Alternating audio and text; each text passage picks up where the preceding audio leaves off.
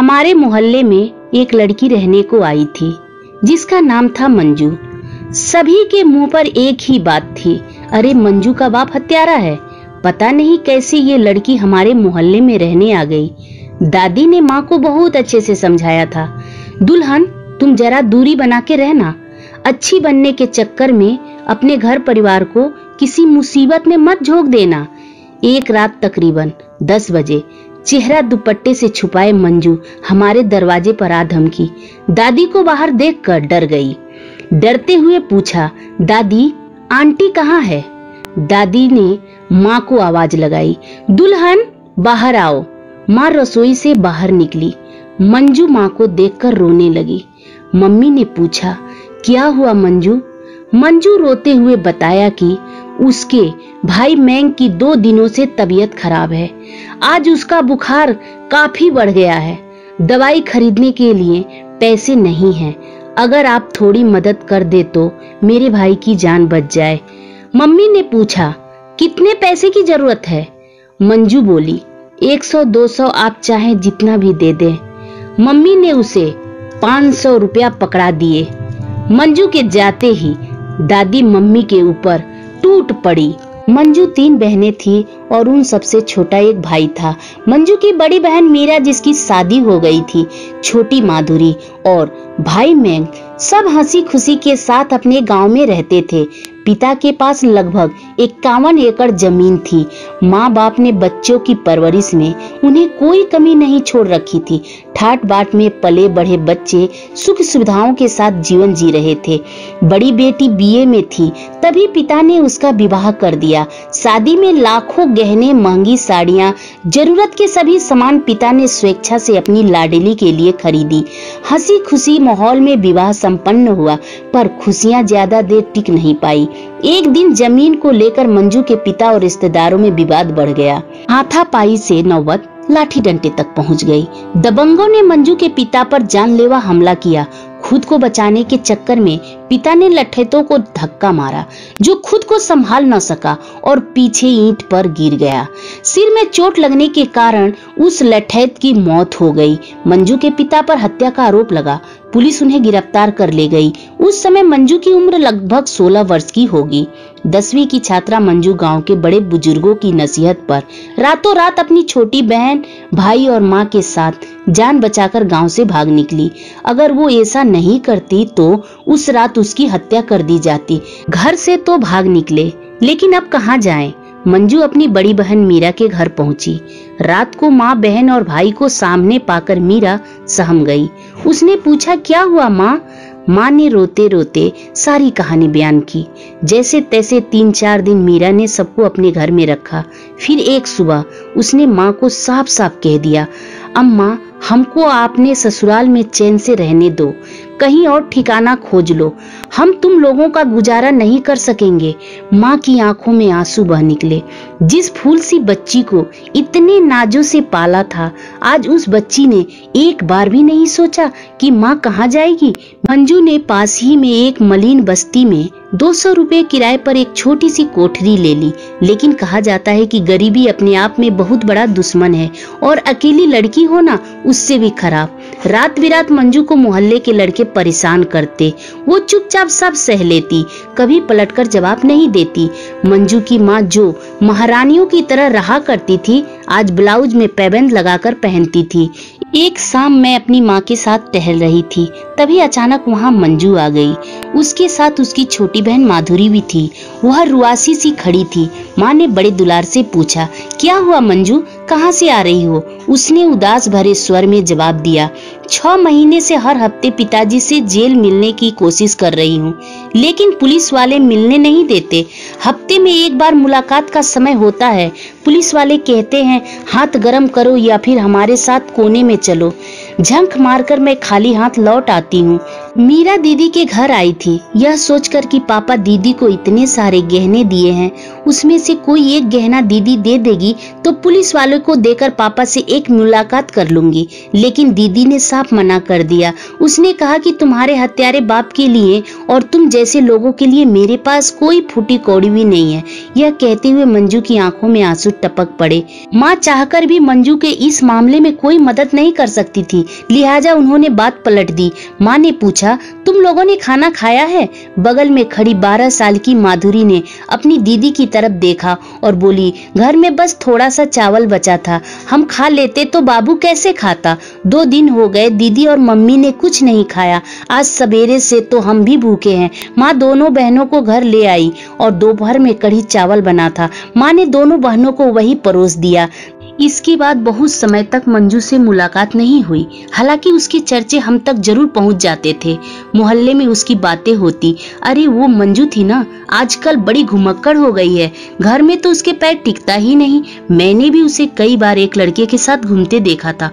वो जहाँ रहती थी वहीं पड़ोसी में रहने वाला रोहित LLB कर रहा था। एक शाम वो अपने घर के बाहर चाय पी रहा था और चाव से ब्रेड में डुबो कर खा रहा था। थोड़ी दूर खड़ा मंजू का छोटा भाई मयंक यह सब टकटकी लगाकर देख रहा था। रोहित की नजर मयंक पर पड़ी। उसने यह भांपने में देर न लगी कि बच्चे को भी ब्रेड खाना है। रोहित ने उसे इशारे से बुलाया। मयंक दौड़ता हुआ आया। रोहित ने पूछा, ब्रेड खाओगे? मयंक ने हाँ में सिर हिलाया। मयंक ने 2 स्लाइड उसके हाथों में थमा दी। मयंक खुश हो गया। रोहित ने पूछा, कहाँ पढ़ते हो? मयंक ने जवाब दिया, जब मैं गांव में था तब दूसरी में पढ़ता था, अब मैं स्कूल नहीं जाता हूँ। तब मंजू की आवाज सुनाई दी, बाबू इस तरह दूसरे के सामान नहीं खाते। तब रोहित ने कहा, अरे कोई बात नहीं, बच्चा है। तब मंजू ने रोहित से पूछा, भैया आप क्या करते हो? रोहित ने बताया कि उसके चाचा बहुत बड़े वकील हैं, वो भी उनकी तरह वकील बनना चाहता है, इसलिए वकालत पढ़ रहा है। वकील का नाम सुनते ही मंजू खुश हो गई।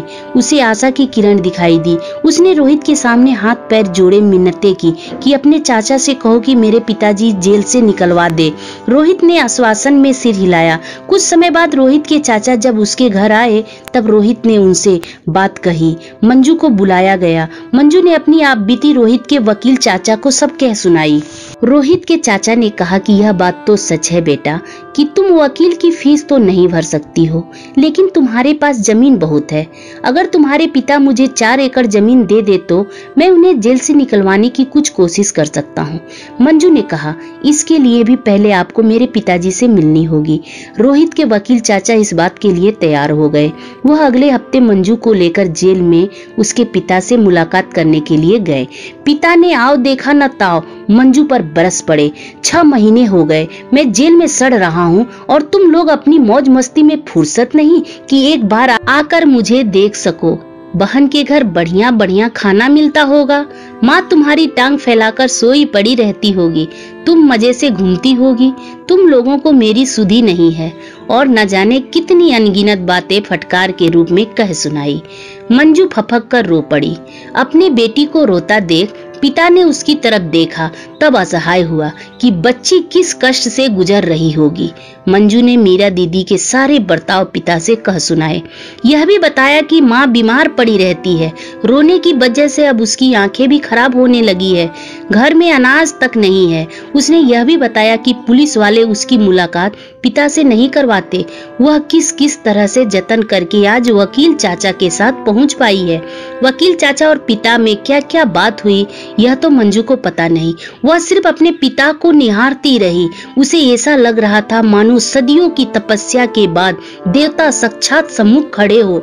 मंजू फिर वकील के साथ घर चली आई। सर्दियों की रात थी, 9 बजे होंगे। मंजू की छोटी बहन माधुरी बदहवास सी दौड़ती हुई माँ के पास आई और लिपट कर रोने लगी। माँ ने उससे कहा, चुप हो जाओ, आखिर क्या हुआ? उसने रुधे हुए गले से कहा, मंजू दीदी मर गई। सर्दियों के सन्नाटे में मंजू की मौत की खबर सुनकर सब सन रह गए। माँ ने पूछा, कैसे, कब? माधुरी ने कहा, मुझे नहीं पता, लोग दीदी को बोरे में भर रहे हैं। हम सब लोग जल्दी जल्दी उसके घर पहुँचे वहाँ सच में लोगों ने मंजू को बोरी में बांध दिया था। मेरी मम्मी के चिल्लाने पर लोगों ने बोरी से मंजू की लाश बाहर निकाली। लोग कानाफूसी कर रहे थे कि लड़की ने जहर खाया है, पुलिस केस बनता है, पुलिस आएगी तो उसकी माँ और भाई को भी जेल में डाल देगी। अरे लफंगी थी, कुछ हुआ होगा, जहर खाकर मर गई। लोग बुदबुदाते हुए चल दिए। किसी की जवान लड़की यदि मर जाए तो दुनिया उसकी मौत को खराब ही साबित करती है। लड़की में कोई खोट होगा इसलिए मर गई। जैसे तैसे रात बीती, सुबह मंजू की लाश 4 कंधों पर लाद कर शमशान पहुंची। भाई बुखार से तप रहा था, इसलिए छोटी बहन उसे अपनी गोद में चिपकाए थी। मंजू की माँ उसके मुख अग्नि दी। मेरी माँ ने मंजू की माँ से पूछा, बहन जी क्या हुआ था? मंजू की माँ रोते कलपते बोली, शाम के समय मंजू वकील से मिलकर आई थी। अचानक उसे उल्टी होने लगी, बेहोश हो गई। किसी तरह रिक्शा में लाद कर डॉक्टर के पास ले गए। डॉक्टर देखते ही कहा, इसने तो जहर खा लिया है। जहर खा के भी 3 घंटे बीत चुके हैं। 10,000 रुपया फीस दो तो इसे बचाने की कोशिश करेंगे। हमरे लगे तो 10 रुपया था तो हम रिक्शा वाले को दे दिए। 10,000 कहाँ से लाते जो इसको बचाते? सो घर लेकर जा रहे थे, रिक्शा वाला घर के लगे बीच सड़क पर ही उतार दिया। मंजू हमार गर्म पानी मांग रही थी, सड़किया पर गर्म पानी कहाँ से लाते? मेरी माँ ने पूछा, मंजू मरने से पहले आपसे कुछ बोला था? मंजू की माँ ने कहा, हाँ बोल रही थी, अम्मा अब सब कुछ ठीक हो जाएगा, पिताजी 2 दिन में वापस आ जाएंगे, अब सब ठीक हो जाएगा, हमको फिर तुम अपनी बिटिया बनाकर ही बुलाना। मंजू के पिता 2 दिन बाद पैरोल पर रिहा हो गए। उन्हें बस सारा दिन जेल में हाजिरी लगानी पड़ती है और शाम 5 बजे घर आ जाया करते हैं। माँ भी पति के वापस आने से खुश थी, फिर से सुख सुविधाएं मिलने लगी थी। लेकिन मंजू के किए हुए त्याग को सब भूल गए। पिता जेल से बाहर आते ही बोले, कलमुही ने जान देकर नाक कटवा दी। उसने ऐसा किया कि सारा समाज में आंख उठाकर चल भी नहीं सकते। सब यही पूछते हैं कि तुम्हारी बेटी ने जहर क्यों खा लिया? अरे उसका चाल चलन बिगड़ गया था, इसीलिए उसने जहर खा लिया होगा। लेकिन रोहित के वकील चाचा ने एक दिन सबके सामने यह खुलासा किया कि मंजू ने अपने पिता को जेल से निकालने के लिए आत्महत्या कर ली, क्योंकि आत्महत्या के जुर्म में जेल गए व्यक्ति को तभी जेल से बाहर आने का मौका मिल सकता है जब उसके किसी अपने की मृत्यु हो। यह सुझाव वकील ने ही मंजू को दिया था। वकील ने कहा था कि अगर तुम्हारे किसी अपने की मृत्यु हो जाती है तो तुम्हारे पिता को 2 दिन में जेल से बाहर आ जाएंगे। यह एक आखिरी उम्मीद मंजू को नजर आई। उसके अपने तो उसे सबसे प्रिय थे। वह किसे मार देती? अपने प्यारे छोटे भाई को, अपनी बहन को, या फिर अपनी माँ को? ये सभी तो उसके कलेजे के टुकड़े थे। मंजू ने अपने ही जीवन का बलिदान दे दिया। अपनी माँ, बहन, भाई और पिता की जिंदगी उसने बचा ली। शायद उसकी आत्महत्या भी यही कहती होगी कि मेरी जिंदगी मेरे अपनों के काम आ सके, इसलिए हे ईश्वर, अगले जन्म मोही बिटिया ही कीजो।